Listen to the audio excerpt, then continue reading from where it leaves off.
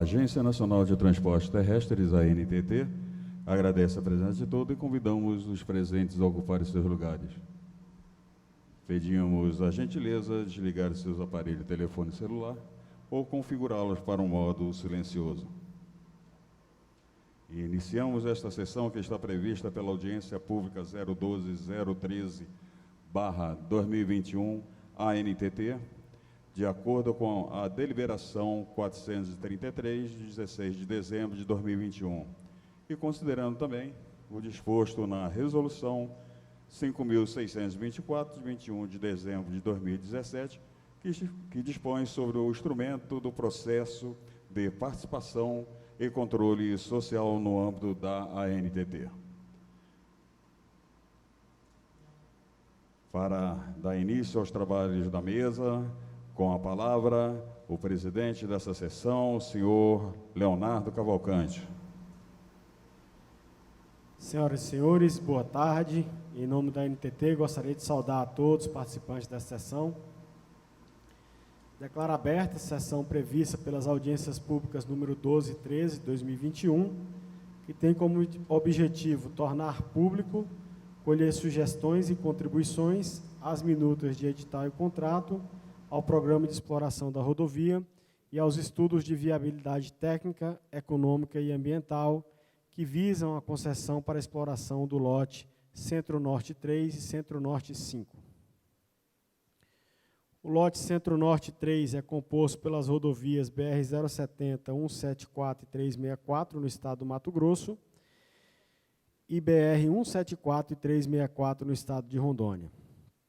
A rodovia BR-364 em Rondônia, do entroncamento com a BR-435 em Rondônia e Vilhena, até a divisa Rondônia-Mato Grosso, e BR-364, da divisa de Rondônia no Mato Grosso, até o entroncamento com a MT-235 em Sapezal, Mato Grosso.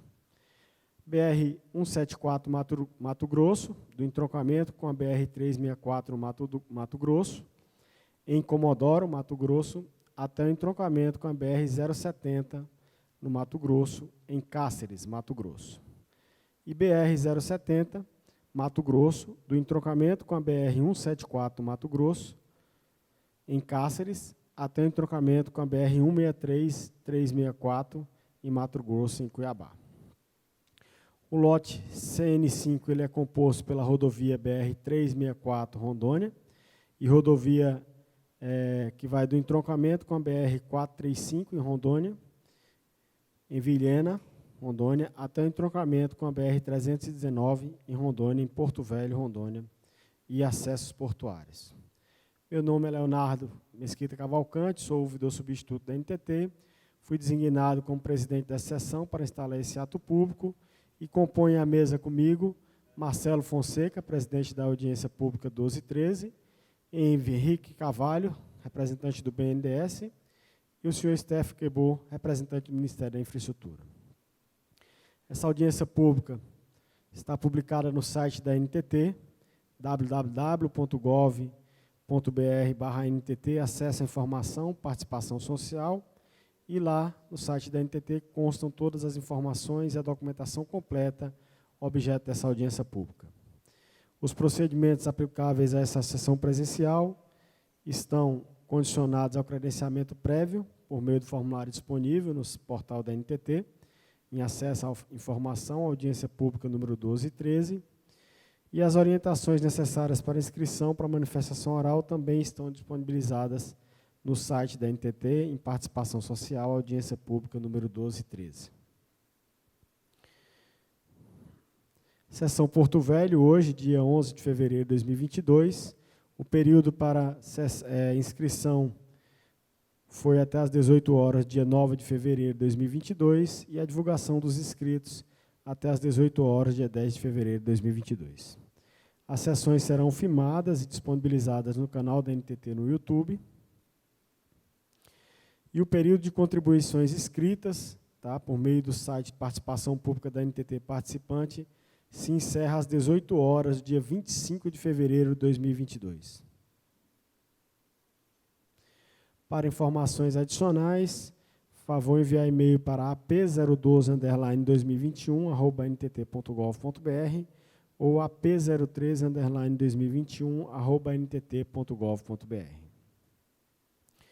O direito à manifestação oral durante a sessão presencial e virtual presencial estão condicionados ao credenciamento prévio do interessado. Feito o registro dessas informações, convido o representante da audiência, o presidente da audiência, o senhor Marcelo Fonseca, para fazer a apresentação do tema.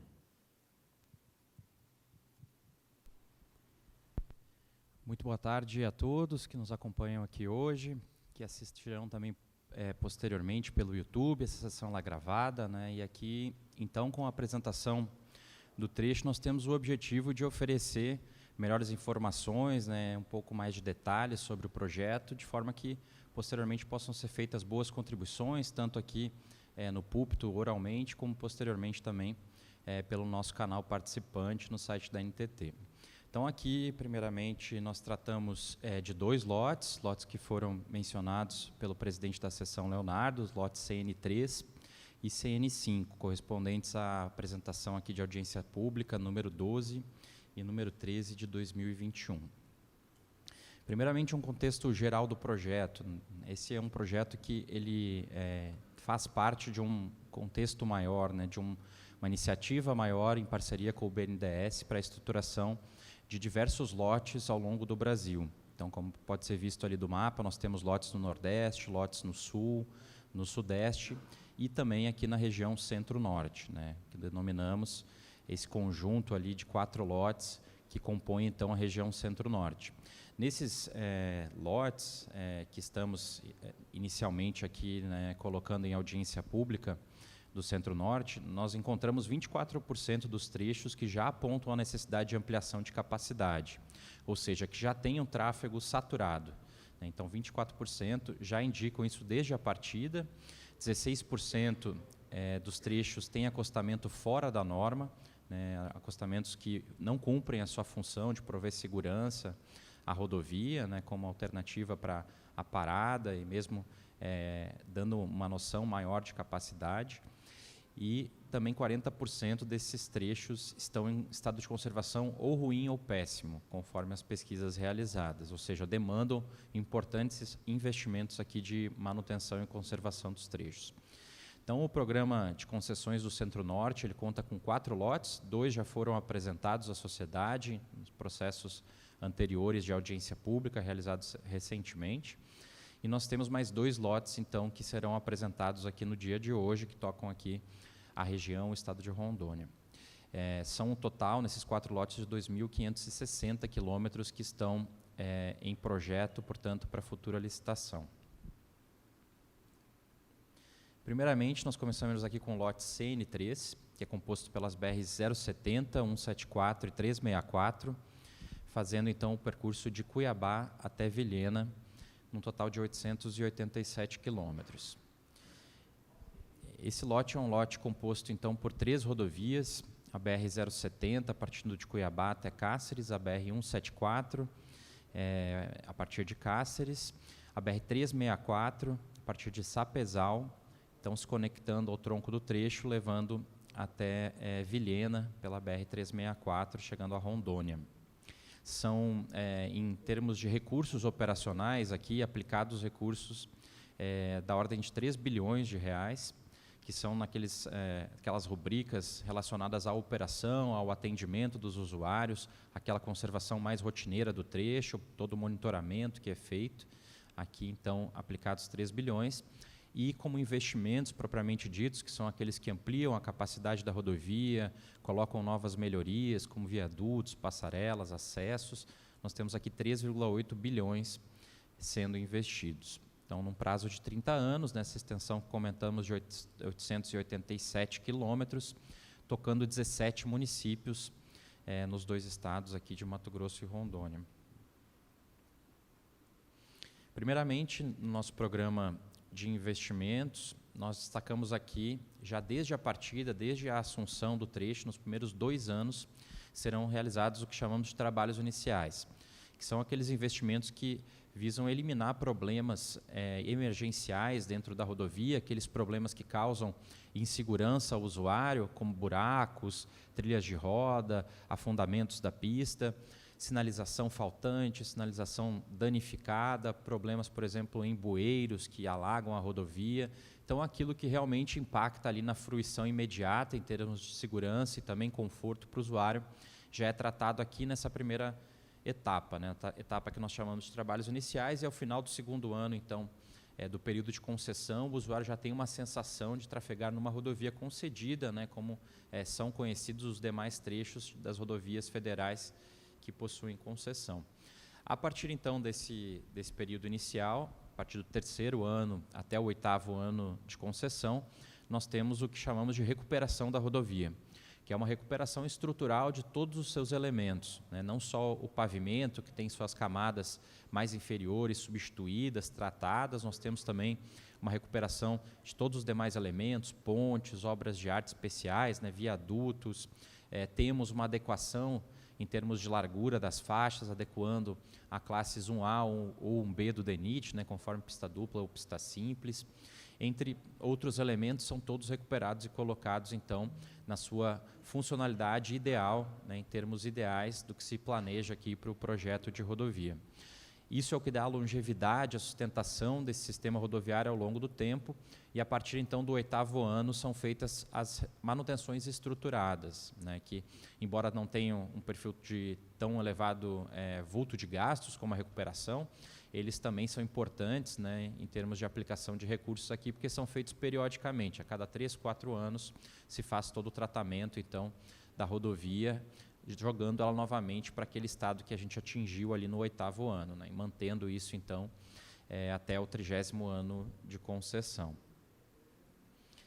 Partindo, então, para as ampliações e melhorias que serão feitas no trecho, elas estão concentradas aqui do 3º ao 8º ano, juntamente com a fase de recuperação, e serão despendidos somente em ampliação de capacidade 919 milhões, mais investimentos em melhorias também, que vamos destacar na sequência, mas em termos de ampliação, nós temos aqui 39 quilômetros de duplicações, que vão ser percebidos ali no mapa, nos pontos mais extremos do trecho, né, próximos de Vilhena e Várzea Grande, e 280 quilômetros de terceiras faixas, que é um tratamento ao longo de toda a rodovia, sempre que se percebe um ponto que pode ocasionar uma retenção de tráfego, ou um ponto que traz né, dificuldades de ultrapassagem.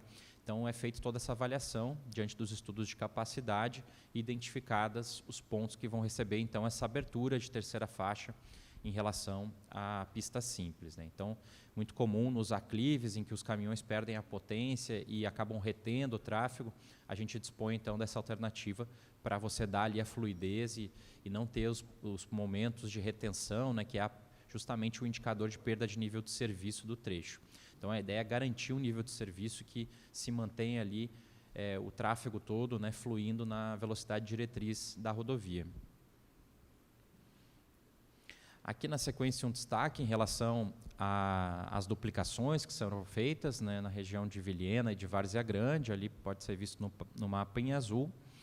Então temos também, além desses tratamentos de duplicação nas travessias urbanas, também a implantação de passarelas, são 13 em Vilhena e 1 em Várzea Grande, e a travessia de Vilhena também vai contar com melhorias nas suas marginais, além da sua duplicação, né? Então, lá já temos marginais implantadas, elas serão complementadas, feitos os devidos acessos à pista principal, trazendo faixas de aceleração, desaceleração, com toda a segurança que a norma preceitua.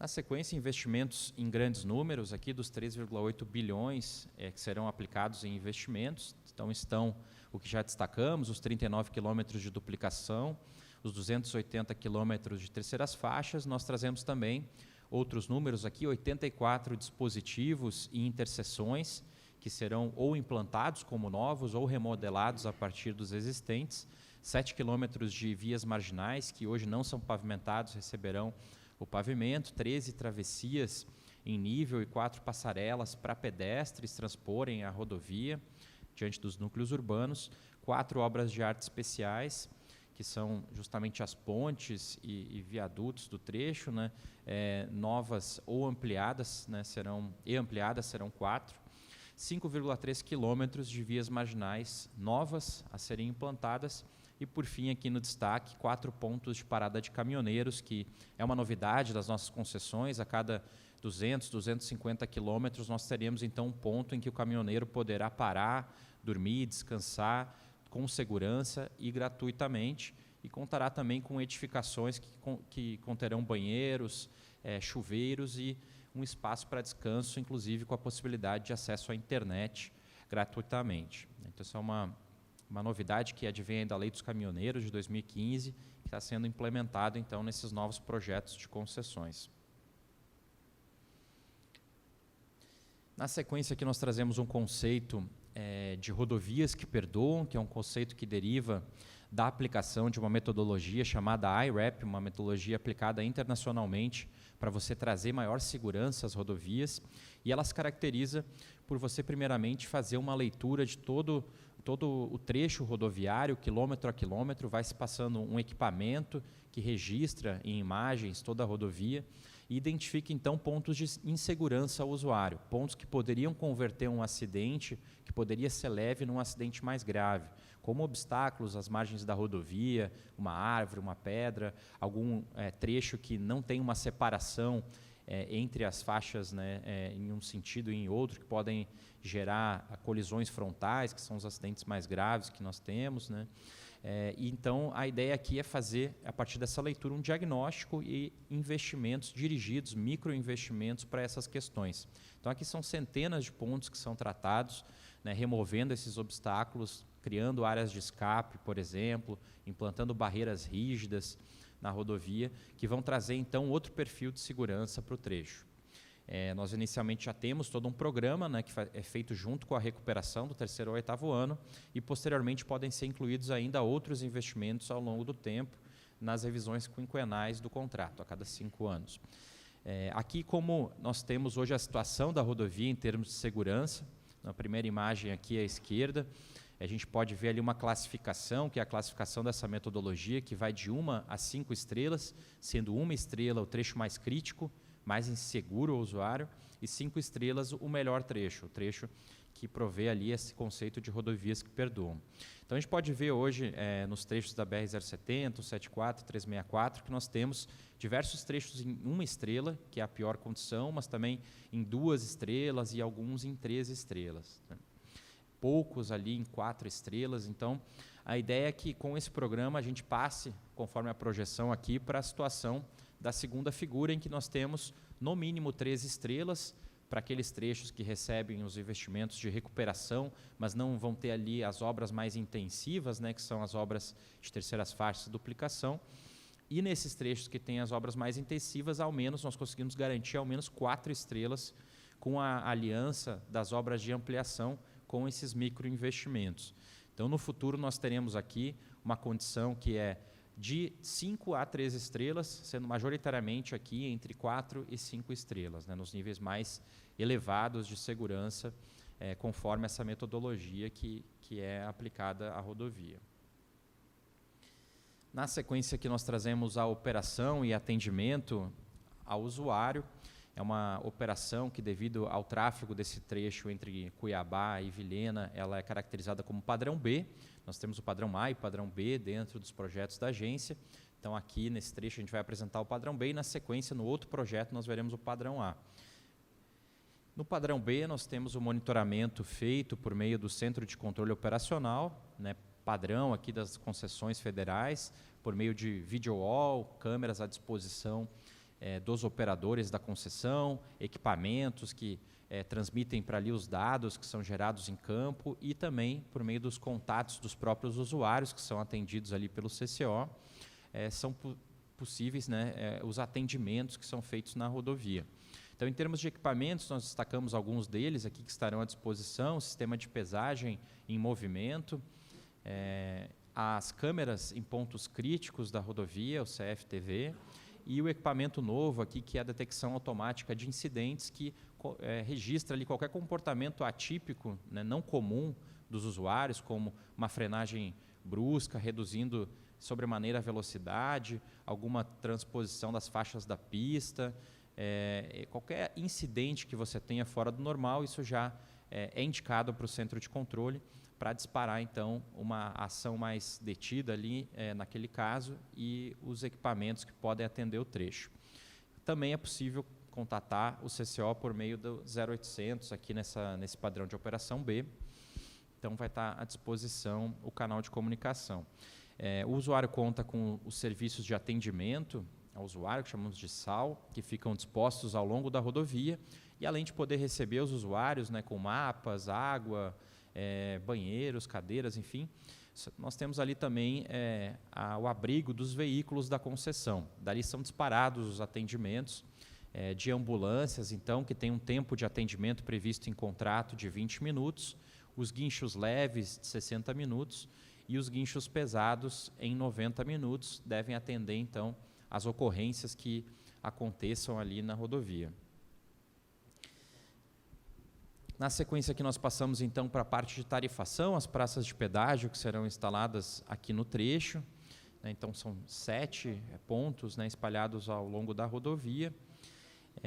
Entre eles ali nós temos uma tarifa teto, uma tarifa de face, que será cobrada ao usuário conforme inicialmente colocada no edital de licitação, então não é a tarifa final, mas é aquela que vale ali para o leilão, né, primeiramente. Nós temos tarifas que variam de R$ 6,67 até R$ 19,45, e aqui nós colocamos alguns efeitos já aqui dos descontos que estão à disposição do usuário, que permitem reduzir, então, a tarifa de pedágio. O primeiro deles é o DBT, o desconto básico de tarifa, que é um desconto para qualquer categoria de veículo, inclusive pesados, aqui também são elegíveis, desde que eles utilizem o pagamento automático da tarifa por meio da tag, né, portem aquela tag que faz o reconhecimento automático, eles já recebem, então, o desconto de 5%. Na sequência aqui, na última coluna, nós temos o tratamento, né, da tarifa com a aplicação do desconto de usuário frequente, que é o DUF, né, que é um desconto que é progressivo ao longo das passagens dentro de um mês do usuário. Um desconto que é elegível aqui para as categorias de leves, né, porque ele tem um perfil justamente de tentar trazer uma justiça tarifária para esses usuários que não trafegam a rodovia toda, né, trafegam um trecho muitas vezes menor do que a taxa de cobertura da praça de pedágio, que aqui está muito próxima de 100 quilômetros, né, na distribuição entre as praças.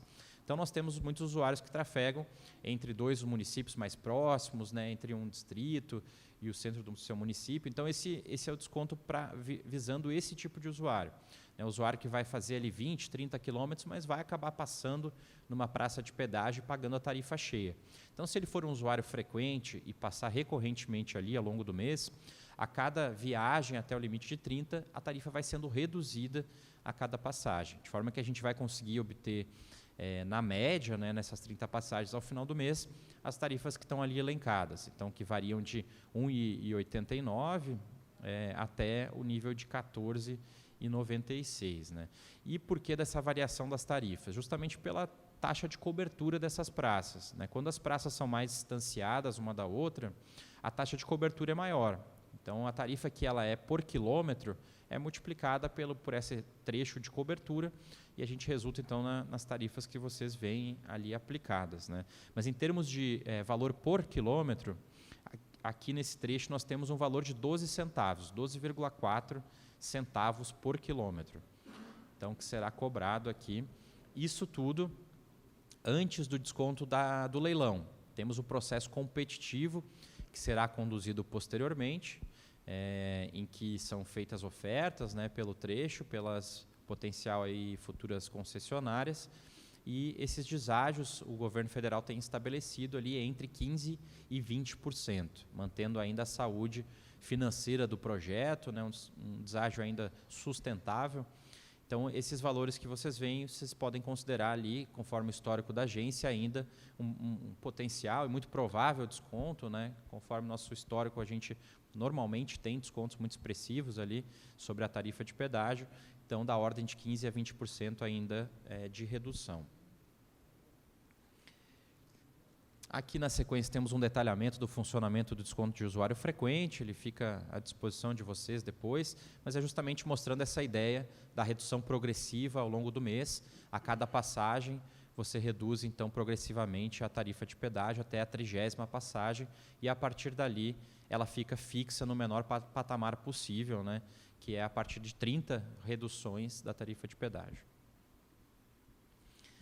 Sequência aqui, passamos então ao lote CN5, da BR-364 Rondônia, ligando Porto Velho a Vilhena, em 729 quilômetros de extensão. Temos aqui, em termos de custos operacionais, a aplicação de 3,2 bilhões no trecho. Em investimentos propriamente ditos, temos mais 4 bilhões sendo aplicados, né, então, perfazendo aí uma extensão de 729 quilômetros, com prazo de 30 anos.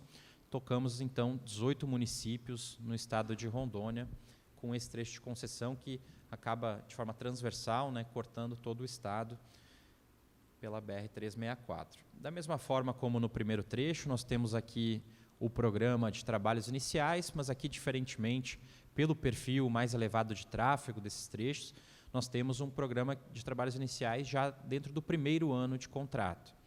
Então, todos aqueles problemas emergenciais que nós mencionamos, né, de pavimento, sinalização, de dispositivos, já é todo corrigido dentro do primeiro ano. Então, ao final do primeiro ano, já se tem a fruição da rodovia concedida, né, conforme os parâmetros de desempenho do contrato. E, a partir, então, do segundo ano, nós iniciamos os investimentos mais pesados. Então, no outro contrato, no outro lote, né, do terceiro ao oitavo, aqui do segundo ao quinto ano, já é feita a recuperação da rodovia, né, restaurando ali todos os seus elementos de forma estrutural, atingindo, então, a condição ideal para a rodovia. A partir do quinto ano, são feitas as manutenções periódicas, como nós comentamos, mantendo essa condição ideal até o 30º ano do contrato. Em termos de ampliação da rodovia, nós temos aqui os investimentos concentrados da mesma forma que no primeiro lote, do terceiro ao oitavo ano. Então, é o tratamento feito da mesma forma ao longo de toda a rodovia, em que são aplicados, em termos de ampliação, somente ampliação, R$1 bilhão, que vão se traduzir, então, em 113 quilômetros de duplicações, que estão ali concentradas entre Jaru e Presidente Médici, então, na região ali de Paraná. E também temos 194 quilômetros de terceiras faixas aí distribuídas ao longo de todo o trecho, conforme a análise de capacidade, como nós comentamos para o primeiro trecho, né, nos aclives, naqueles pontos de retenção de tráfego, são adicionadas, então, as terceiras faixas. Então, a gente pode ver ali no mapa, né, em vermelho, os pontos bastante distribuídos ali das terceiras faixas ao longo de todo o trecho. Naturalmente, onde temos a duplicação, você não tem a terceira faixa, que é uma solução superior à duplicação. Aqui um destaque, né, para a região que comentamos ali das duplicações entre Presidente Médici e Jaru. Temos também na travessia de Ji-Paraná um tratamento do contorno. Então, em vez o tráfego prioritário aqui, em vez de utilizar a travessia, nós entendemos que deva utilizar aqui o contorno, né, e a projeção que se faz aqui, muitos veículos passem a utilizar esse trecho, você precisa, então, de terceiras faixas. Então, previmos aqui, né, em trechos também ali de aclives, as terceiras faixas dentro do contorno de Ji-Paraná, recentemente implantado, né, e a travessia urbana também de Ouro Preto do Oeste contará com a implantação de marginais. Além da duplicação, que está prevista também, vão ser implantadas ali marginais, segregando o tráfego de longo curso do tráfego local, né, para que você não tenha os problemas, né, de colisão ali, né, você ter uma interferência desse tráfego de longo curso com o tráfego de pequeno curso.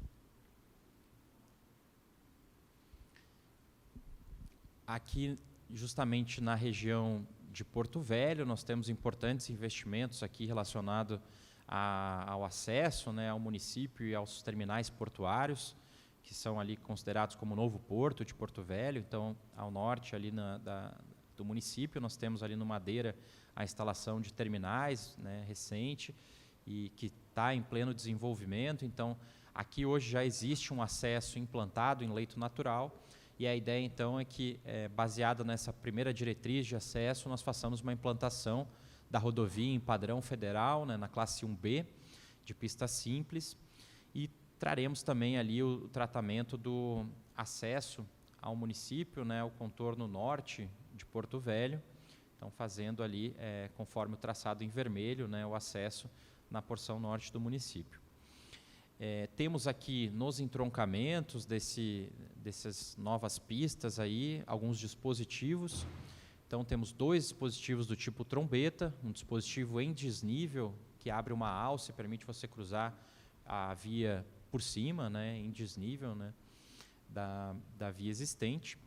E temos também 2 rotatórias alongadas, que já são um dispositivo em nível, mas que traz então uma abertura, né, de grande dimensão e permite as conversões com bastante segurança dos veículos, inclusive de 9 eixos, veículos de perfil mais pesado.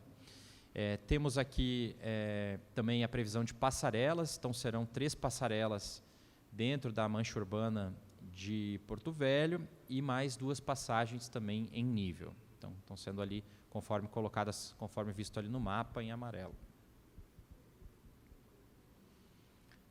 Os grandes números deste segundo lote são aqui trazidos: 113 quilômetros de duplicações e 194 quilômetros de terceiras faixas, 64 dispositivos e interseções tratados ou implantados ou remodelados, 6 quilômetros de vias marginais serão implementadas aqui, vias que não existem hoje, 20 passarelas de pedestres e 7 travessias em nível, 22 obras de arte especiais, pontes, né, viadutos sendo implantados ou ampliados, conforme o caso. Já citamos também no slide anterior o contorno norte de Porto Velho e acesso ao porto com 42 quilômetros. E aqui contamos com 3 pontos de parada de caminhoneiros, aproximadamente 250 quilômetros entre cada um deles dentro do trecho, com toda a infraestrutura que já mencionamos, de parada, edificação e tudo mais. Na sequência aqui, os investimentos de segurança, né, da metodologia do IRAP. Então, a situação hoje do trecho apresenta diversos trechos aqui em 2 estrelas e também 3 estrelas, né, um pequeno trechinho em 5 estrelas ali como exceção, mas majoritariamente então trabalhamos aí nas classes inferiores em termos de segurança, e vamos passar então para a configuração mínima de 3 estrelas e podendo chegar a 4 e 5 estrelas nos trechos que tem previsão de obras de ampliação. Então aqui pode-se ver ali na figura à direita, né, majoritariamente em 4 estrelas o trecho, com alguns pontos que se consegue chegar, inclusive, a 5 estrelas, e muito pontualmente 3 estrelas, né, somente onde você não consegue, pelas características do trecho, chegar nos níveis superiores. Mas aqui, então, é um outro perfil de rodovia, muito mais seguro, com todos esses microinvestimentos ali ao longo do trecho, que se aliam, então, aos investimentos de ampliação e melhorias que já foram citados.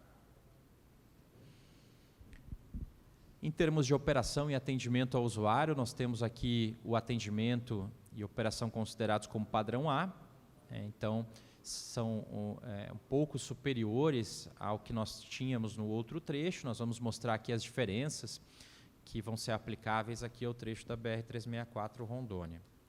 Da mesma forma, é gerido pelo Centro de Controle Operacional, né, por meio dos seus operadores e equipamentos à disposição, mas diferentemente do primeiro trecho, né, do primeiro lote, aqui nós temos 100% de cobertura de câmeras, ou seja, nenhum ponto com pontos cegos dentro da rodovia, os operadores enxergam qualquer trecho da rodovia e é possível, diante das câmeras com alta resolução, buscar, dar zoom nas ocorrências, né, entender exatamente o que está acontecendo num eventual acidente, num problema em algum veículo.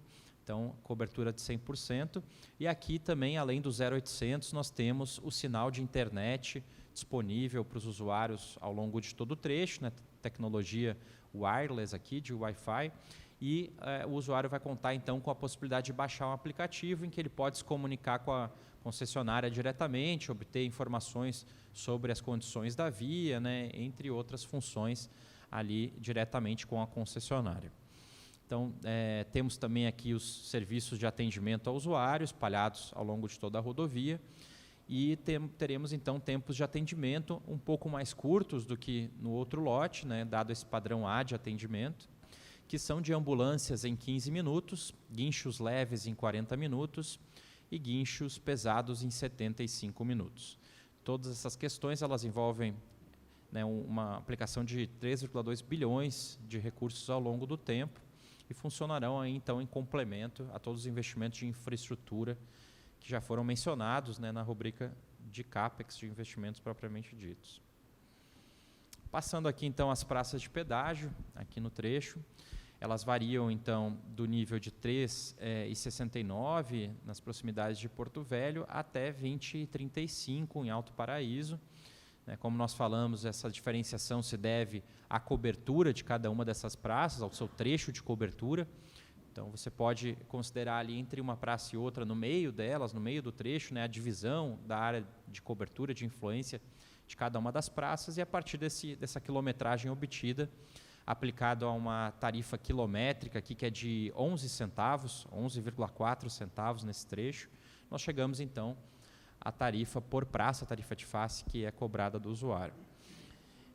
O DBT aqui, o desconto básico de tarifa, de 5%, ele vai, então, trazer ali os novos níveis descontados, né, em 5%, e o desconto de usuário frequente, conforme já explicado, de forma progressiva ao longo do mês, consegue chegar numa média de 30 passagens aqui, a tarifas ainda mais reduzidas, né, de 13,14 em Porto Velho e até 17,30 em Alto Paraíso. Acrescidos a esses descontos, então terá também o desconto do leilão entre 15% e 20%, ainda a ser calibrado pela NTT, também vai ser possível, né, de se aplicar e, conforme nós destacamos, é muito provável que ocorra, né, diante do nosso histórico, de sempre ter descontos nos nossos leilões.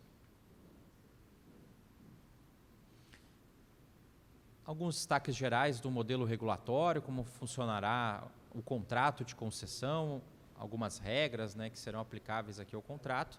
Primeiramente, nós partimos de um leilão que nós consideramos seguro, justamente pela limitação à menor tarifa, né, ao deságio que pode ser praticado, entre 15% e 20%, e a partir desse limite de deságio, caso mais de um concorrente ofereça esse limite de deságio, a partir daí a competição se dá por meio de um lance, que é composto por valores de outorga que vão ao Tesouro Nacional e valores de recursos vinculados na distribuição de meio a meio, 50% para cada um desses itens, né?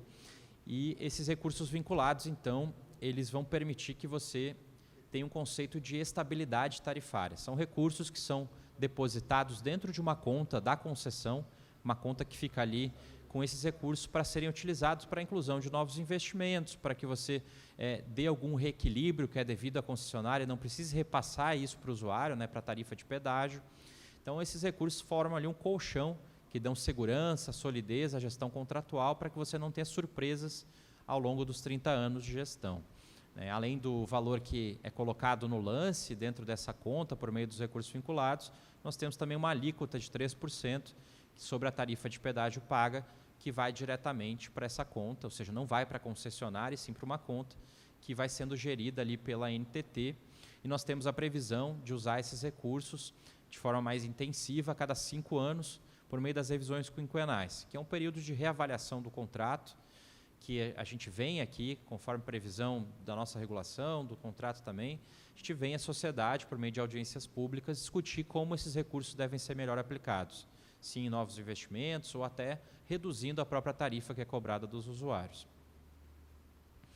Esse é um contrato que conta também com regras que buscam você atrair um número maior de interessados para o leilão, se tem uma maior competição dentro do certame.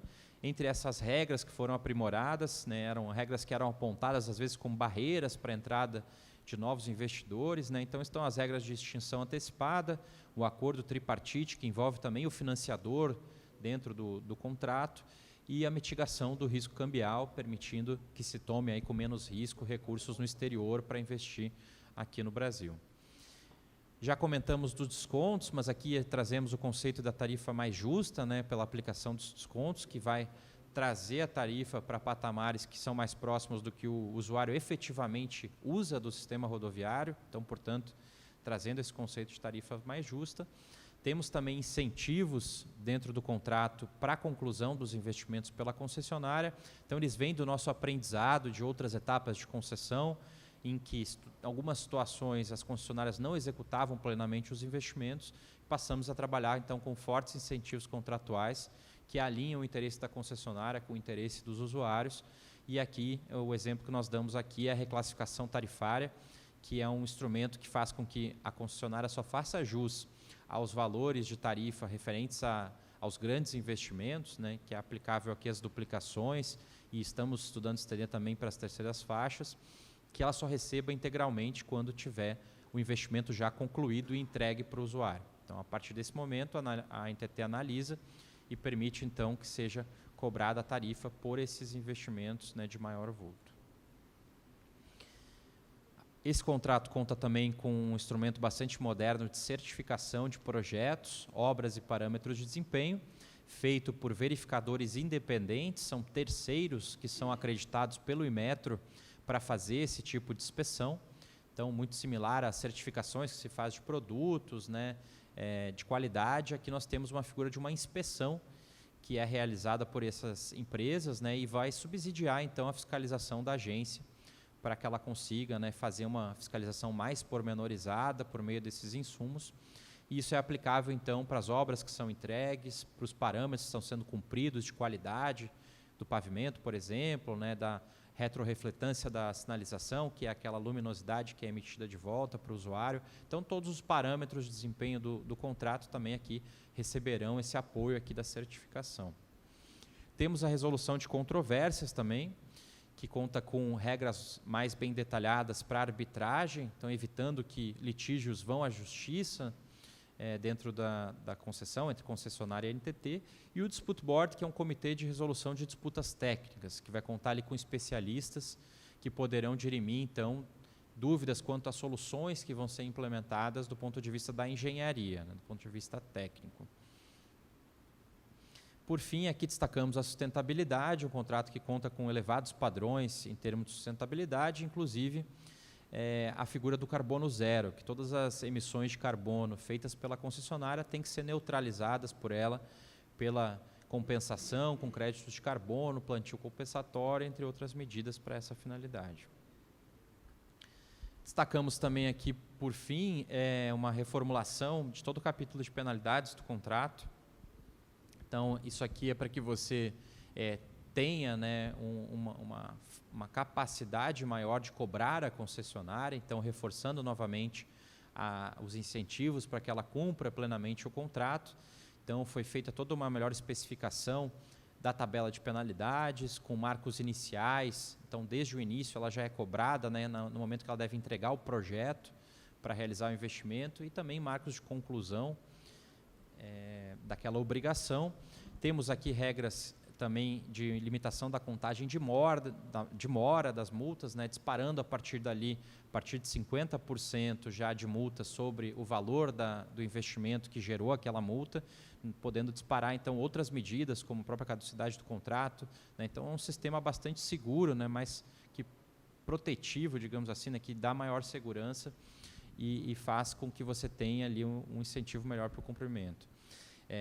Reconhecimento das infrações antecipadamente, então uma boa postura da concessionária em reconhecer suas infrações permite descontos a ela, né, de 20% a 40%, depender da fase em que ela faz o reconhecimento da infração.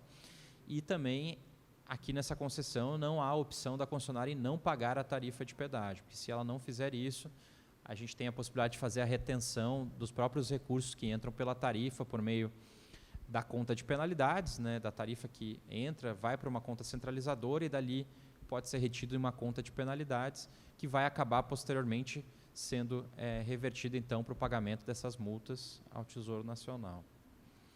Por fim, aqui trazemos o cronograma dos próximos passos da concessão. Temos o fim do período de contribuições no dia 25 de fevereiro, às 18 horas, por meio do nosso canal participante, né, um formulário online, que pode ser colocados anexos, inclusive.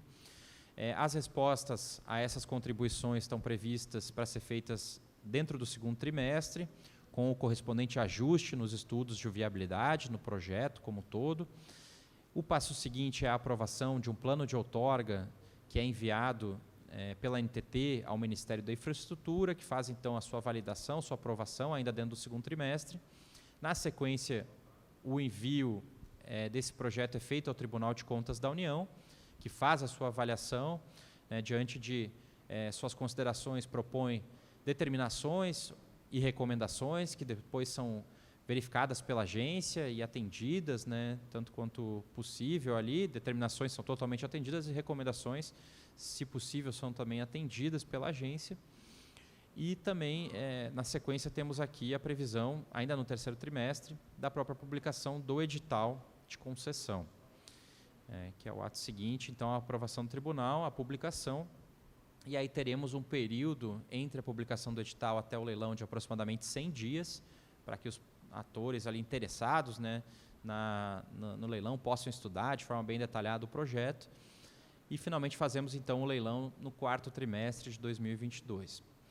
Com o cumprimento dos requisitos para a assinatura do contrato pelo vencedor, a previsão então que nós temos aqui é o primeiro trimestre de 2023 para essa assinatura, e 30 dias após a assinatura, efetivamente, a concessionária entra no trecho e passa a fazer suas intervenções de trabalhos iniciais, e com 6 meses já a fazer os atendimentos que estão previstos aqui no programa de operação da rodovia. Então era isso que tínhamos aqui para colocar inicialmente, e ficamos à disposição para maiores esclarecimentos. Obrigado.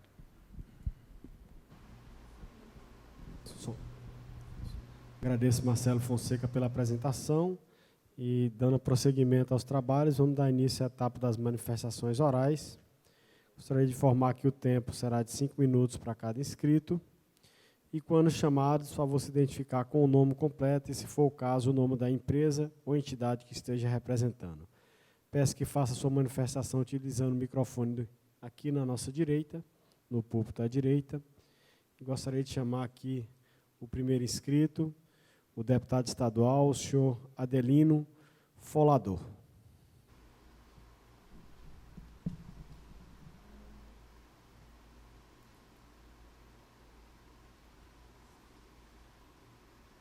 Boa tarde a todos. Cumprimentar aqui a mesa, em nome do presidente da sessão, Leonardo Cavalcante.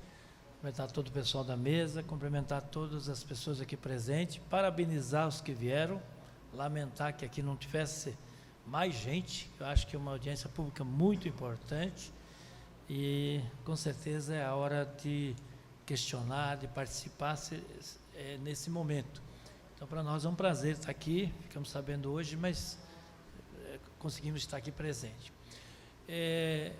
Muitas perguntas eu tinha escrito com muitas dúvidas, mas foi sanada várias dúvidas, mas eu vi que nós temos várias dificuldades na BR-364, principalmente de Vilhena para cá, vários municípios que a BR-364 passa para o meio das cidades. E não foi falado muito sobre a iluminação pública, que a iluminação pública também é motivo de acidente nas BRs, Ariquemes, Ouro Preto, e muitas cidades que Itapuã. Então, essa questão da iluminação eu acho muito importante. Outra coisa, eu vi que você fez uma explanação até Jaru e pulou Ariquemes e veio falar de Porto Velho. E nós sabemos ali que o trevo de Ariquemes é uma vergonha. Não tem sinalização, é um perigo. E ali atravessa a 421, que está acesso a Montenegro, Campo Novo, Buritis, Jacinópolis, aquela região toda.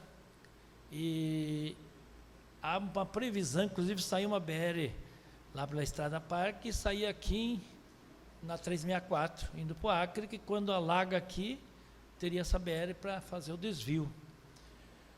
Era 080, agora mudou de novo, não estou lembrando o nome agora. Também na estrada de Machadinho está previsto para ligar em Lucas do Rio Verde, Mato Grosso. Tem uma outra BR que está para sair. Então ali vai ser um trevo de suma importância. Não pode, ali tem que ser, não pode ser passarela, que passarela o pessoal não respeita, é muito difícil você subir numa passarela, tem que ter um viaduto, tem que ter uma passagem subterrânea. E tem que ser urgente, e claro que, como a gente sabe que da burocracia, a gente sabe que é difícil dinheiro público, mas com certeza eu gostaria de deixar aqui esse apelo para que seja feito um estudo aí, que é muito grave ali essa questão, e ali vai ser um trevo super importante, talvez um dos mais importantes da BR-364, com acesso a 421, acesso a 257, que vai ligar Machadinho, ligando a Mato Grosso. Eu já estive lá na audiência pública também, nessa BR, que possivelmente vai ligar Machadinho e pode chegar até sair o soja lá pelo Rio Amazonas direto, né? Talvez desviando aqui, não precisando nem vir na balsa aqui para levar para Humaitá. Então, a possibilidade ali é muito grande futuramente, e nós temos que prever isso. Então, eu gostaria de, essa questão da iluminação, outra coisa, eu vi o nosso presidente comentando, e parece que ali também a moto não vai pagar, né? A isenção da moto, pelo menos algumas terceirização que está sendo feita, parece que está sendo prevista. Eu queria também uma confirmação se os motoqueiros não vão pagar, que eu acho que é muito importante isso, questão social, eu acho que é importante também. E a questão da terceirização, é uma coisa ruim, mas é boa, porque não tem outra alternativa. A gente sabe que é burocracia, a gente sabe da necessidade de ser mais ágil, e hoje a gente vê a baixa qualidade do serviço público, a burocracia atrapalha muito. Embora a gente sabe que algumas coisas melhoraram, mas tem muita coisa. BR-421, aqui tem um representante do DENIT, deixar registrado, uma vergonha, foi feita uma licitação para manutenção em cima de uma estrada que tinha que ser recuperada, cheio de buraco. Tem lugar que tem que arrancar o asfalto todo. Como é que vai botar uma empresa com serviço daquele tipo que eu vi lá, com duas, agora até colocaram mais uma equipe, mas com aquele sapo manual e uma reta escavadeira com 5, 6 homens, numa BR que está toda buraqueada. Então, a gente lamenta esse tipo de coisa, embora era do Estado, foi devolvida para o governo federal, mas a licitação, quando foi feita errada. Eu acompanhei, já tive com o DENIT, estivemos discutindo essa questão. Então, só essas minhas dúvidas, parabenizar o trabalho de vocês, e estamos ali participando para poder discutir qualquer assunto que achar necessário. Obrigado.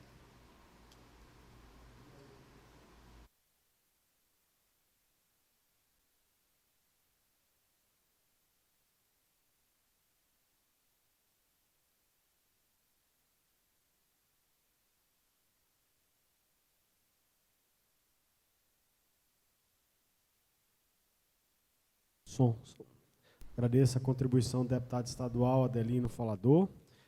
A gente vai ouvir todas as contribuições e, ao final, vamos comentar todas, tá? Gostaria de chamar agora o senhor João Derson Rodrigues, secretário de Estado da Agricultura do Estado de Rondônia.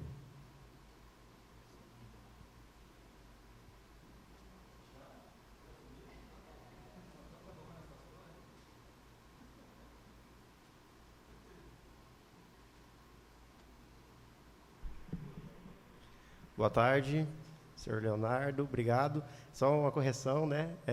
Eu estou representando o secretário Evandro Padovani, ele está numa agenda no interior, sou servidor do Estado, né, na Secretaria de Estado da Agricultura, e vim a pedido do próprio secretário, dada a importância do tema, dada a importância da BR-364 para o Estado de Rondônia, e principalmente por conta do agronegócio. E Rondônia hoje, ela é basicamente a economia de Rondônia, passa pelo agro, e a BR é o nosso principal ponto de escoamento da produção, dos insumos que circulam por aqui.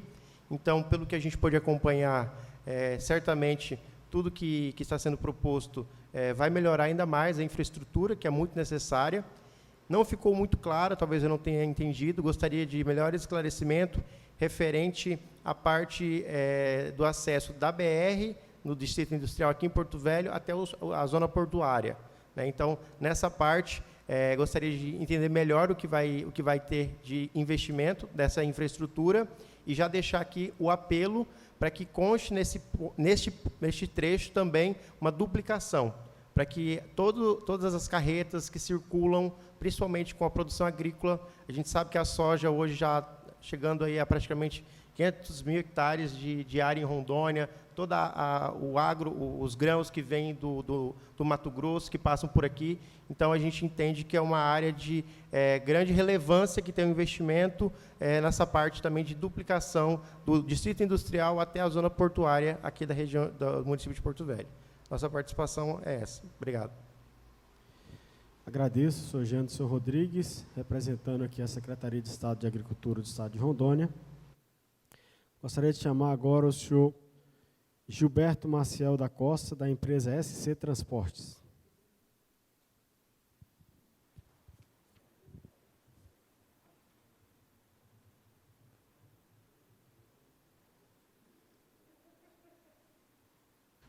Muito obrigado pela oportunidade, né? O senhor já me apresentou, então é necessário me apresentar mais.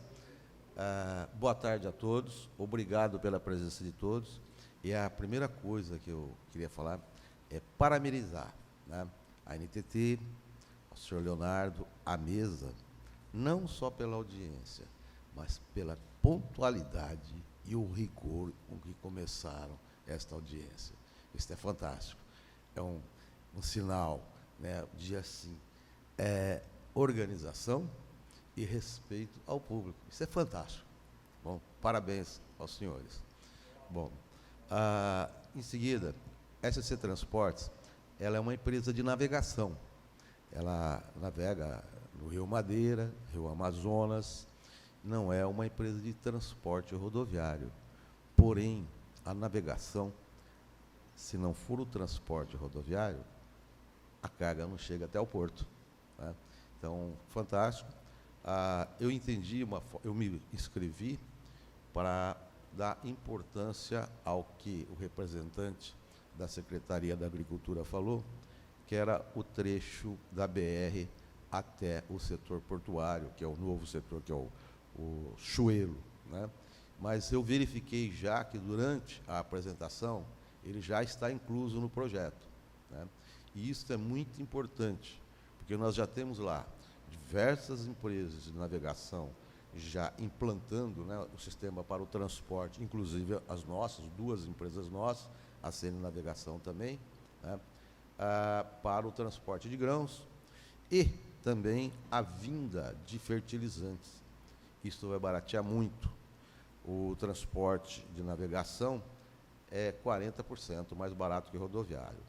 Com a implementação da rodovia 364, claro que o frete rodoviário, melhorando a rodovia, alguém me fala que como é que é uma coisa que é ruim, mas é boa. Pagar, sim, o pedágio é bom, nós vamos ter boas rodovias. O que vai acontecer? Vai reduzir o preço do frete rodoviário.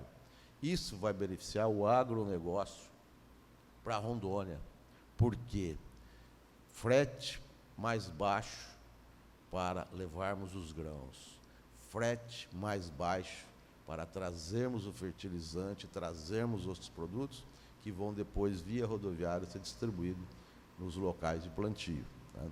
Então, isso é muito importante. Obrigado pela atenção e, então, reforçar um pouco mais. Precisamos, sim, deste trecho BR-364 até o Porto Chuelo. Nós já temos 3 indústrias de fertilizantes se implantando, né, aqui em Rondônia, misturadoras. 2 das quais dentro da nossa área no Porto Chuelo, onde já estamos implementando também a construção do terminal portuário, além do que nós temos lá na região do Belmont, que é no bairro Nacional. Muito obrigado e fica aqui o meu reforço. É muito importante esse trecho. Obrigado a todos. Agradeço ao Gilberto Maciel da Costa pela contribuição. Gostaria de chamar agora o senhor Daniel Mulatti da AMAGE.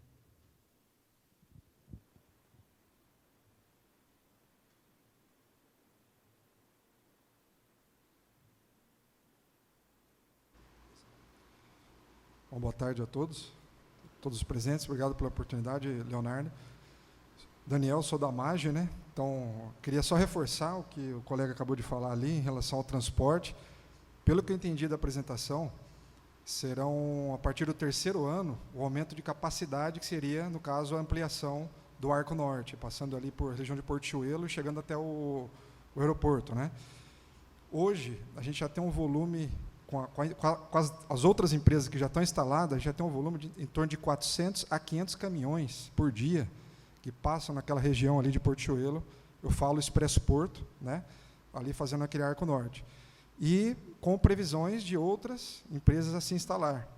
Então, acho que é só reforçar um pedido de uma possível antecipação desse investimento ali naquela área, que, na medida que favorece o Estado, favorece a agricultura, o desempenho econômico, né, seja da soja ou do fertilizante, a AMAGE tem um terminal de transbordo de soja e fertilizante, de grãos e fertilizante ali em Portechuelo, mas também elimina esses caminhões de estarem muitos trafegando pelo centro da cidade por condições que a gente sabe da Expresso Porto são bem precárias e que, com a entrada de outras empresas, né, tem os colegas ali da Cargill, outras empresas que estão já com previsões de investimento no setor, na região, né, então isso vai, com certeza, deteriorar ainda mais a condição daquela via, né. Então, chegando até 500, 600, 700 caminhões, a gente pode falar, por dia, naquela rodovia de uma área rural. Lembrando que ali também a gente tem 2 acessos de 2 hospitais, né, certo? Hospitais que, na mídia, também há esse tipo de vamos dizer assim, de apelo, né, um apelo social aí, que a gente trouxe, a própria apresentação ali do Marcelo trouxe a questão da questão socioambiental. Então, são 2 hospitais ali que também têm esse impacto, né, em relação à poeira. Então, é só destacar a importância, agradeço a oportunidade e obrigado. Okay. Agradeço o senhor Daniel Mulatti pela contribuição, representando a AMAGE. Gostaria de chamar agora o senhor Salatiel Rodrigues de Souza, do Sistema OCB de Rondônia.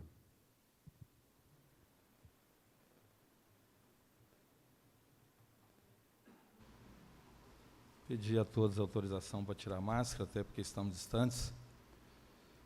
Cumprimentar essa mesa, Henrique Carvalho, BNDES, Leonardo Cavalcante, presidente da sessão, Marcelo Fonseca, e presidente dessa audiência pública, e Stephanie Quebal, é isso mesmo? Aqui do Ministério aí de Infraestrutura. Senhoras e senhores, uma data histórica para o Estado de Rondônia, uma audiência pública para discutir a privatização da BR-364. Vocês vieram de carro, de Vilhena? Pronto. Deu para perceber o que nós passamos pela BR-364, conhecida como Rodovia da Morte. Todos sabem.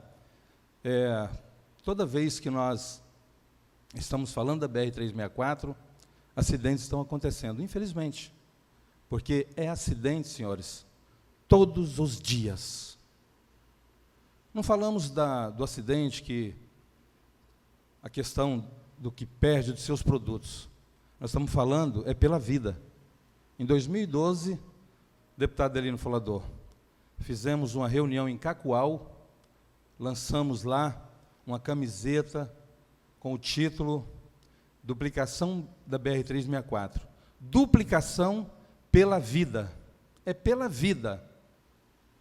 Porque essas horas nós temos que esquecer essa questão de dinheiro, até porque quando nós partimos dessa para outra, não vamos levar nada disso que nós acumulamos de bens e patrimônios.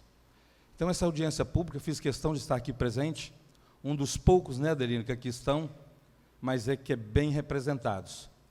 Nós representamos as cooperativas de Rondônia, nós temos cooperativas que têm quase 1.000 caminhões, e de 200, de 300, que circulam por essa BR. Quando vocês falaram ali dos acostamentos, ali do descanso, eu quero aqui que vocês observassem bem a questão lá de Vilhena, da divisa, ali no posto fiscal. Ali é um transtorno para os nossos caminhoneiros, que lutam diariamente para o pão, para adquirir o pão de cada dia. Eu fiz algumas anotações, é claro que o projeto de vocês são completos, mas de repente a gente pode ser redundante aqui. Um ano político interfere nessa questão do início dessas obras? Pergunta. O ministro Tarcísio sempre colocou prioridades na questão da logística do país, que, portanto, em tempos de pandemia, não faltou produtos, alimentos na mesa dos brasileiros. Parabenizo todo o Ministério de Infraestrutura. As obras que vocês falaram de artes, ela inclui viadutos, passarelas e trevos? Fazer um questionamento aqui, o trevo de Colorado, de Vilhena para Colorado, na 435. Olha, um caminhão ali não tem como encostar ali no acostamento ali. Ele divide ali a BR com os veículos. Observa quando sai de Vilhena, ali da Lazen. Acidentes, vários acidentes. Então, observe ali, se puder dar início, o Tarcísio prometeu, queria fazer. Nós fizemos um vídeo que deu 150 mil visualizações e chegou até o Bolsonaro. E no dia que veio inaugurar a ponte, aqui do Abunã, ele falou que iria fazer ali uma obra de arte ali, um elevado ali naquela região. Porque ali como o estado todo é extremamente agrícola e agropecuário, economicamente ali, sem dúvida, as outras regiões também, mas o Cone Sul é muito forte nos grãos. Então, ali, contribui muito com esse estado, gostaria que observasse com todo carinho. Inclusive, nós propusemos aqui para o André Santos uma parceria público-privada para fazer acostamento, para largar ali, nem seja com material que pudesse ser utilizado depois, para amenizar ali a questão dos acidentes ali naquela região. E o Adelino também colocou aqui com relação a trevos. Eu acredito que Vilhena merece um viaduto, estilo de Ji-Paraná, ou talvez de Pimenta Bueno, ali, depois ali, próxima à rodoviária, porque ali realmente é um fluxo de veículo muito grande. Após a entrada de Vilhena, seria necessário observar. E a questão das passarelas, isso é de realmente grande relevância, assim como os outros. Mas as passarelas amenizará e muito. Porque, gente, travecar pela BR-364, em alta velocidade, aí tem pegado ciclista, tem pegado pedestres, a gente fala mais essa questão pela vida, porque nós devemos preservá-la. E nós também comentamos sobre as cidades, né? Mas, pelo que eu vi, são 18 cidades que irá ter pedágio, é isso que eu entendi? Não? Então, depois observe.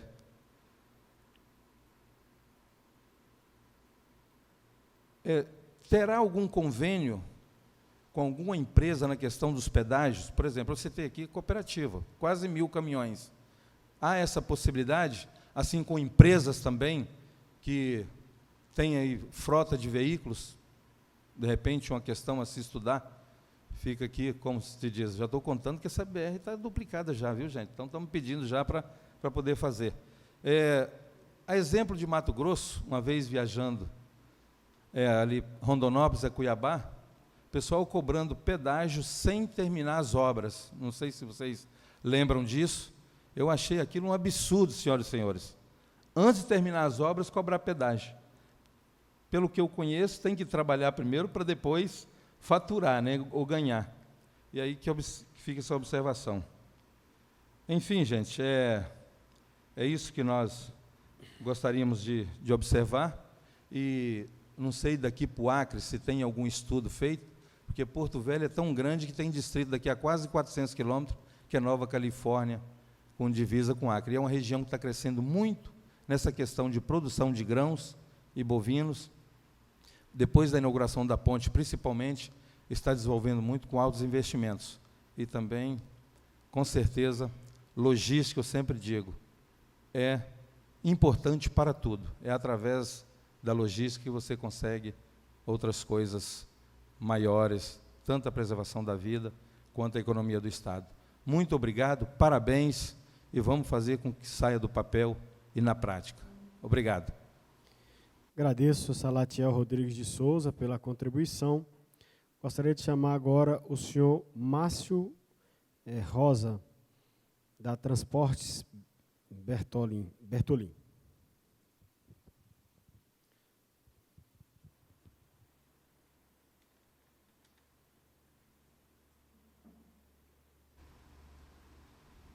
Boa tarde a todos. Muito obrigado pela oportunidade. Como o senhor Leonardo falou, sou o Márcio Verdini Rosa, da Transportes Bertolini. Parabenizo pelo excelente trabalho. Gostaria de colocar aqui um ponto importante, que, enquanto estava assistindo a apresentação, eu observei que não foi contemplado o ramal de Cujubinzinho, que é distrito de Porto Velho. E nós estamos falando apenas de 7 a 8 quilômetros, que liga ali do final da chamada Expresso Porto até o Porto da Bertolini. Então, eu gostaria de saber da possibilidade de incluir esse ramal, pequeno ramal, pois nós temos uma movimentação atual de 300 caminhões por dia para o Porto da Bertolini, tá? E nós sabemos que ali existe uma comunidade, onde esses caminhões trafegando numa estrada de cascalho gera poeira, gera buracos, lama, e eles reclamam muito e acabam trancando a estrada, gerando vários transtornos para a empresa, para os caminhoneiros também, para o pessoal, né, da ProSoja, etc., outras empresas. Então, é um ponto muito importante que eu entendo que deveria ser contemplado nesse projeto tão grandioso aí, de tantos bilhões aí investidos, tá? Não pode ficar de fora. E eu faço esse apelo, porque isso também irá ajudar também os motoristas na questão de manutenção dos veículos, né? O asfalto ele é necessário. Então, eu peço encarecidamente, tá, que incluam, por favor, tá, esse trecho. Vai ser muito importante para o desenvolvimento do agronegócio aqui, também contemplando esse ramal de Cujubinzinho, tá, ok? Muito obrigado. Agradeço o senhor Márcio Vendim Rosa, representando a Transporte Bertolini. Gostaria de chamar agora o senhor Francisco Holanda, do Instituto de Ação Empresarial.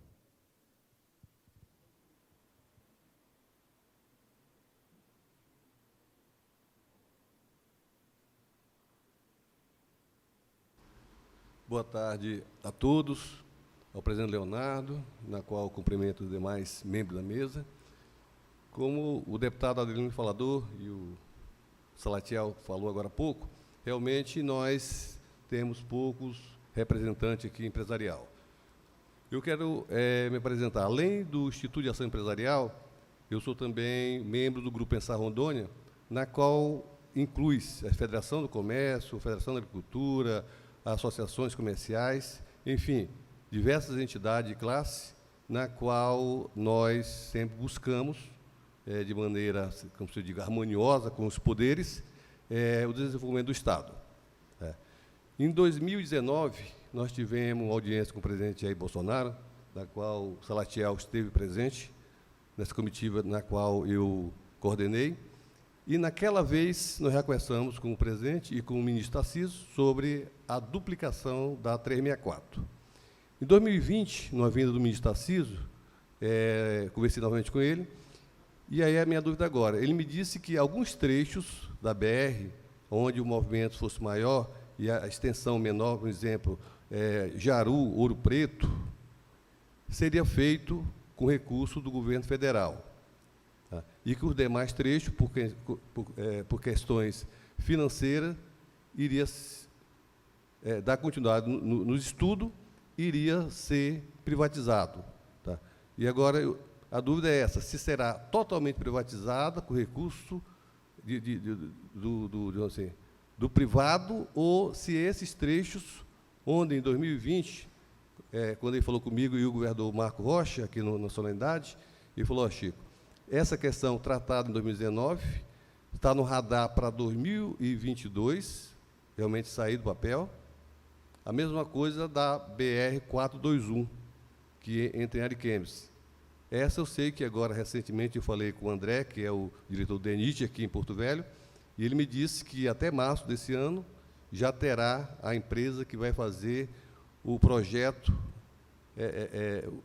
socioambiental, ecológico, financeiro, né, porque essa 421, que está em Guajará-Mirim, ela passa, inclusive, por uma área de reserva ambiental, né? Então, temos todas essas questões aí ambientais, mas que, segundo, inclusive, agora, na vinda, semana passada, do presidente da República aqui, na qual eu agradeci a ele alguns dos pontos que nós tratamos em 2019, que, de fato, deu andamento, como o PEI 4 de Guajará-Mirim, que já está na fase final de construção, a questão da mineração, na qual nós temos interesse, porque nós temos projeto manganês em Guajará-Mirim, né? Inclusive, uma pergunta que a Salatiel já fez, porque nós vamos transportar esse minério de Guajará-Mirim para o Porto Velho pela BR, né? Então, acreditamos que esse ano ainda a gente comece já a exploração desse minério, tá? Então, é um ponto importante.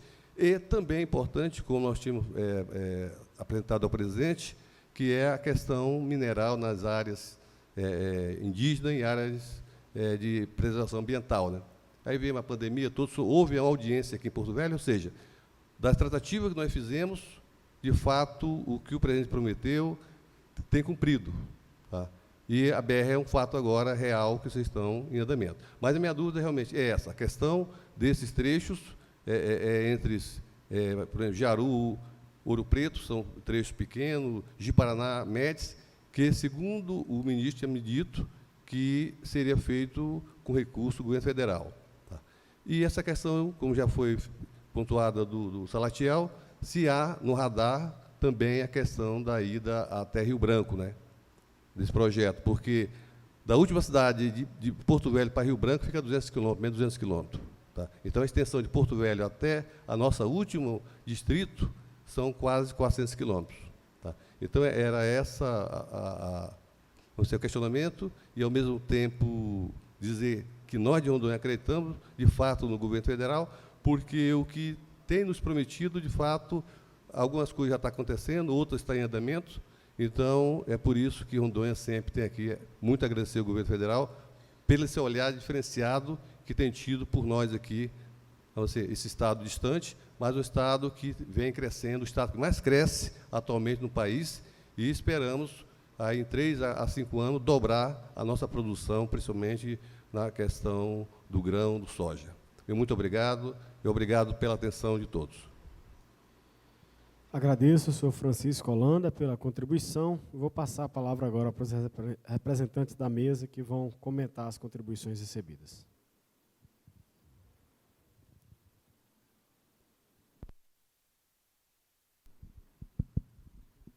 Obrigado, Leonardo. Boa tarde a todos.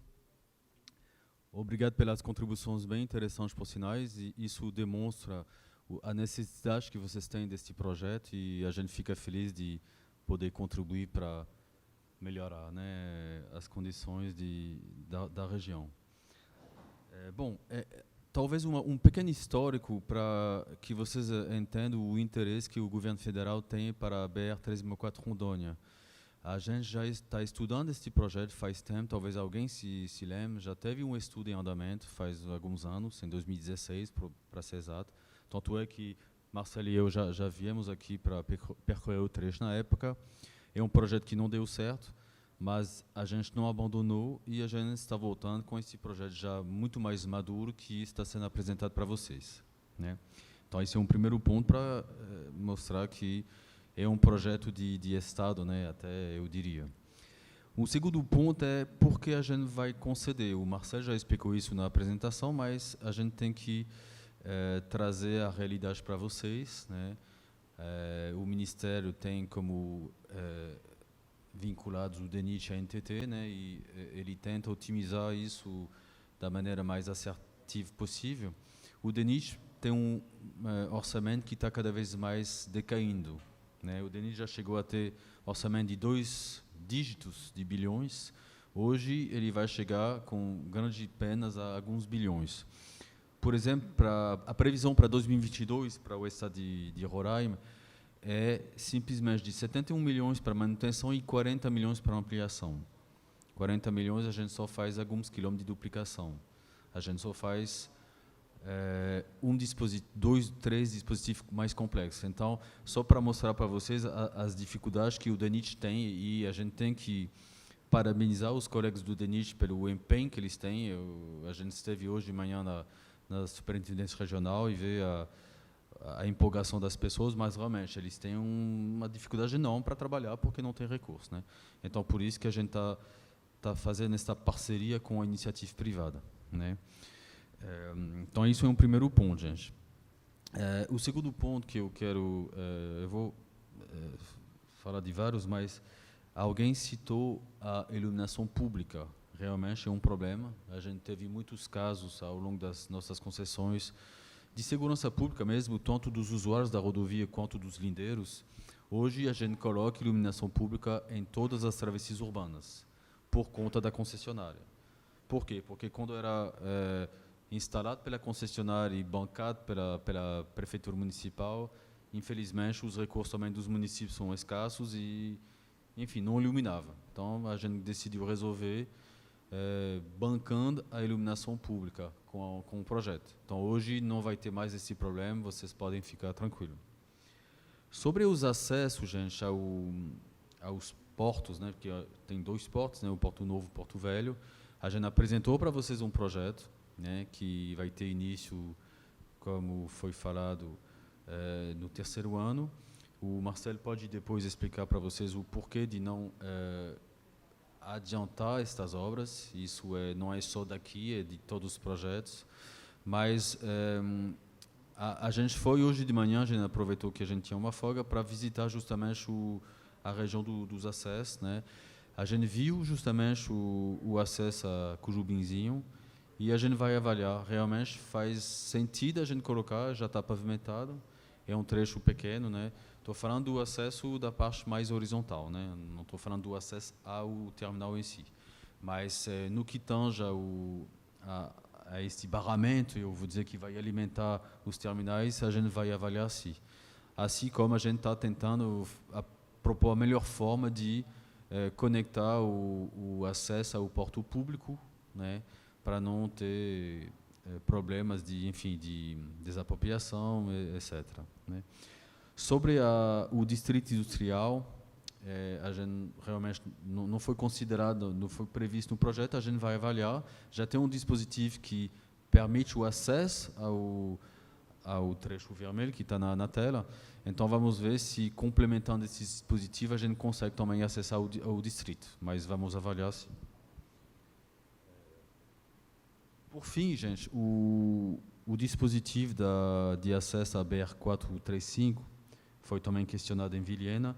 De fato, o DENIT tem um projeto, né? Ele tem um projeto que a gente chama de trombeta, onde vocês têm um viaduto que passa por cima da rodovia para se conectar as 2 rodovias, né? Tá previsto pelo DENIT. A gente também previu um dispositivo no nosso projeto, talvez mais simples, mas de toda forma, o projeto que foi apresentado para vocês, o Marcelo explicou no final os prazos, é justamente um projeto que está ainda em evolução. A gente está apresentando para vocês uma primeira versão, a gente vai colher as contribuições de vocês e, se for o caso, dependendo do andamento do processo de contratação pelo DENIT, a gente pode incorporar, por exemplo, o projeto do DENIT no nosso projeto. Então, quanto a isso, a interseção com a 435 está contemplada de todas as formas. Isso também é uma coisa que vocês podem ter tranquilidade. Bom, é isso. Eu vou passar a palavra a meus colegas. Obrigado.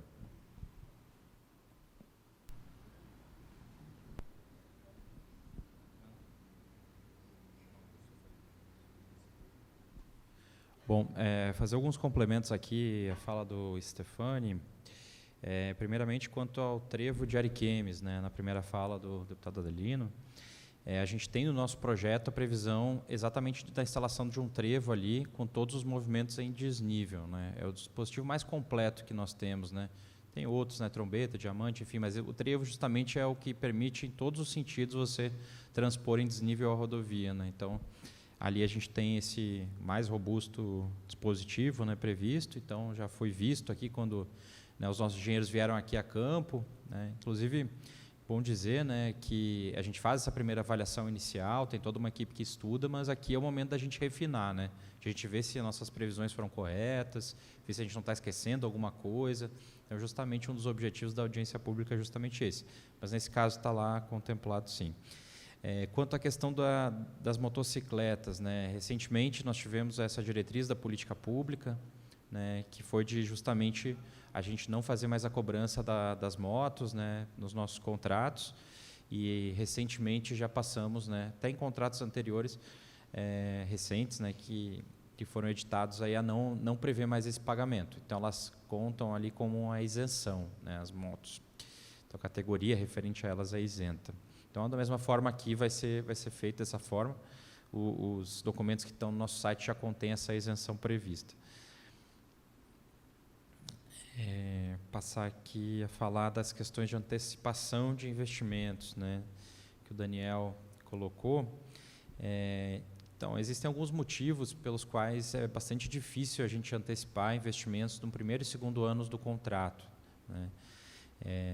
Primeiramente, a gente tem várias ações preparatórias, né, para que sejam feitos esses investimentos. Então, isso envolve o desenvolvimento dos projetos de engenharia, né. Então, tem uma primeira fase de elaboração de anteprojeto, que passa por avaliação da NTT, em que ela, diante de complementos, né, até a concordância dela, a gente tem todo um procedimento para isso, que é feito ali inicialmente, né, normalmente ali no primeiro ano do contrato.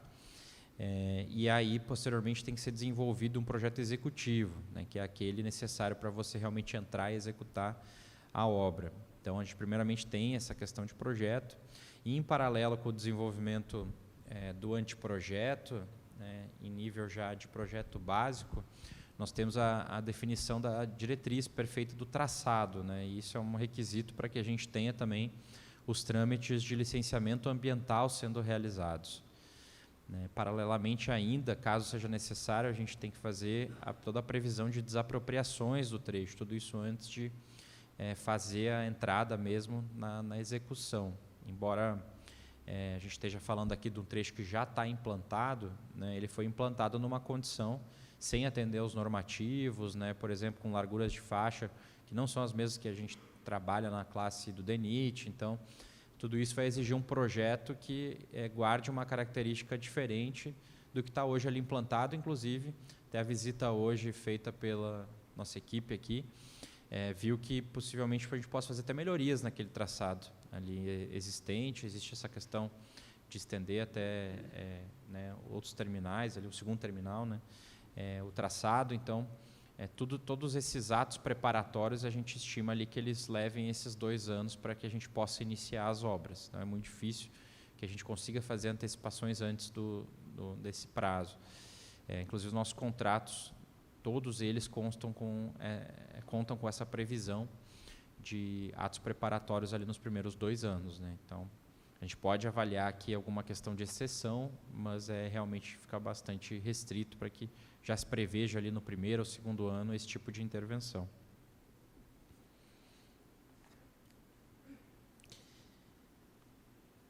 Acho que ele comentou.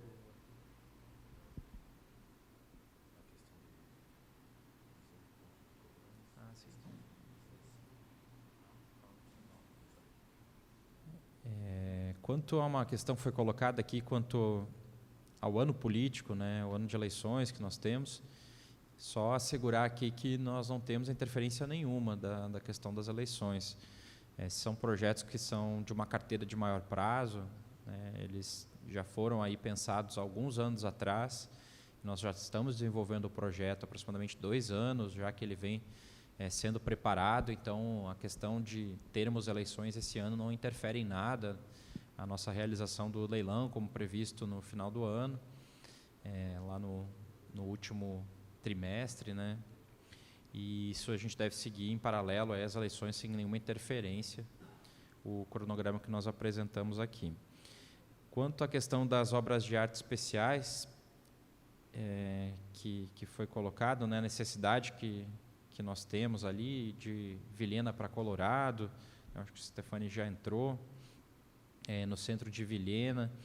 Então, eu peço que vocês vejam o nosso programa de exploração da rodovia, que é o PER, né, um dos documentos que compõe o que foi divulgado, para verificar se todas as obras de arte especiais que são de interesse aqui da sociedade estão contempladas lá. A gente traz quilômetro a quilômetro o que está previsto no nosso programa aqui, E na ausência de algo que sintam falta ali, né, a gente pede que façam uma contribuição, indicando precisamente o quilômetro, algum ponto de referência, para que a gente possa posteriormente refinar essa análise.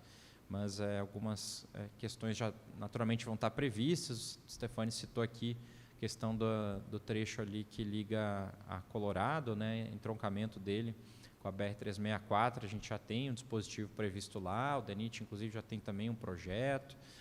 Então, majoritariamente, a gente entende que deva estar previsto as necessidades locais, e se não tiver, justamente, é uma ausência que precisa ser avaliada.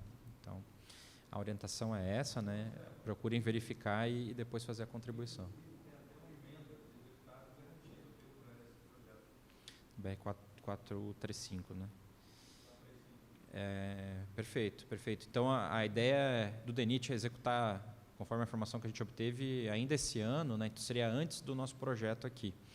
Então, caso dê tudo certo, está previsto lá já, né? Tem um projeto de trombeta, e aqui a gente tem um dispositivo um pouco diferente ali. Então, se for feito lá, ótimo, excelente, a gente retira a previsão de investimento aqui. Normalmente a gente faz a atualização pouco antes do lançamento do leilão, para as condições que mudaram ali do sistema. Se não, a gente pode fazer aqui a inclusão, né, caso a gente tenha alguma frustração lá no plano do DENIT, é possível incluir aqui nesse projeto. Sobre as cidades que terão pedágio, né, perguntou se são 18 cidades que terão pedágio. Então, nós temos 18 cidades no trecho, tocados pelo trecho, né, que estão no sistema rodoviário. São 7 praças de pedágio. Então, algumas delas não contarão com a praça. Contudo, vale esclarecer que o ISS, o Imposto sobre Serviços, ele é um rateio feito sobre a receita arrecadada em todo o trecho rodoviário, né, em todo o sistema, e ele é dividido conforme a porção da rodovia dentro de cada um dos municípios, proporcionalmente. Então, todos esses 18 municípios contarão com a receita do ISS de até 5% do imposto, né, que é cobrado sobre serviço, e somente 7 deles terão a praça efetivamente, mas não afeta a arrecadação que é feita, né, só contarão lá com a praça. Enfim, você tem a geração de empregos que a própria praça traz, né, então tem outros efeitos aí da presença da praça. Sobre a CRO, BR-163 Mato Grosso, a questão dos pedágios antes das obras, né. Então, como a gente pode ver até nessa modelagem aqui da concessão que a gente está apresentando, dos 2 lotes, a cobrança de pedágio ela é feita mediante um critério que é a execução de trabalhos iniciais. Então, os trabalhos iniciais que estão previstos ali até o 12º mês de concessão são a condição para que a concessionária possa passar a cobrar a tarifa de pedágio. E a gente tem investimentos aí ao longo, né, sobretudo ao longo de todo o tempo, né, dos 30 anos, considerando a manutenção ali como uma rubrica importante, né, dos investimentos, mas a concentração ela vai ali até o 8º ano, né, das grandes ampliações e tal. Então, naturalmente, nós teremos cobrança de pedágio antes de todos os investimentos estarem realizados. Então, a gente tem uma trava inicial, que é botar a rodovia em condições que você não tenha mais buracos, você não tenha nada danificado, né, uma condição já de segurança e conforto para o usuário. Mas, ao longo do tempo, vêm os grandes investimentos.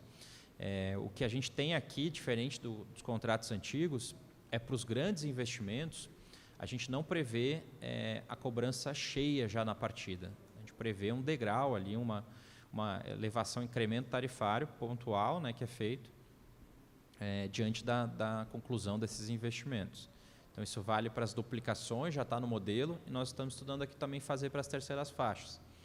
Então, a gente pode ter, então, esse instrumento aí que gera justamente o incentivo, né, que faz com que a concessionária tenha, para receber a tarifa cheia, como previsto no estudo, que ela tem realmente que concluir aqueles grandes investimentos ali do projeto. Antes disso, naturalmente, que você tem a cobrança, né, do grande pacote de manutenção, recuperação, que também conta bastante dentro desses 4 bilhões ali que a gente colocou, né, de investimentos. E isso é natural, porque você teria uma dificuldade de remunerar isso ao longo do tempo. Se a gente deixasse para cobrar pedágio depois do 8º ano, por exemplo, a gente teria que cobrar um pedágio muito mais alto, né? Isso poderia ser da ordem ali de 50% a mais, possivelmente, fazendo uma conta grosseira aqui, mas você teria uma elevação muito substancial que levaria a tarifa para um patamar que a gente não pratica hoje no país, né? Então, é feito dessa forma, a gente procura resguardar os principais investimentos e os demais já ficam dentro da tarifa desde o início da cobrança. Agora, acho que vale pontuar, falando de CRO, que aqui temos um contrato bastante diferente daquele contrato, né, daquela época, contrato de 2012, 2013, ali que apresentou diversos problemas, que tinha alguns investimentos até em excesso, né, em locais que você não demandava aquele investimento, e acabaram por pesar muito naquele contexto do contrato. A gente teve uma crise econômica, a gente teve dificuldade de financiamento, que não foi liberado ali em 2015, 2016, conforme previsto originalmente. Então, é um contrato que nós consideramos um contrato que não é bem sucedido, né? E, a partir daí, nós fizemos várias alterações dentro da nossa modelagem, justamente para cobrir cada um dos problemas que a gente vislumbrou ali naquela etapa. Então, não foi só a CRO, né? Todos os contratos ali, exceto um dos contratos, que é a BR-050, tiveram problemas. Então, a gente aprendeu ali com aqueles erros, né, aqueles problemas de modelagem, e trouxe aqui já soluções diferentes, nesse caso da quarta etapa de concessões. Acho que é isso, em termos gerais. Acho que o Stefano já tocou aqui nos outros pontos.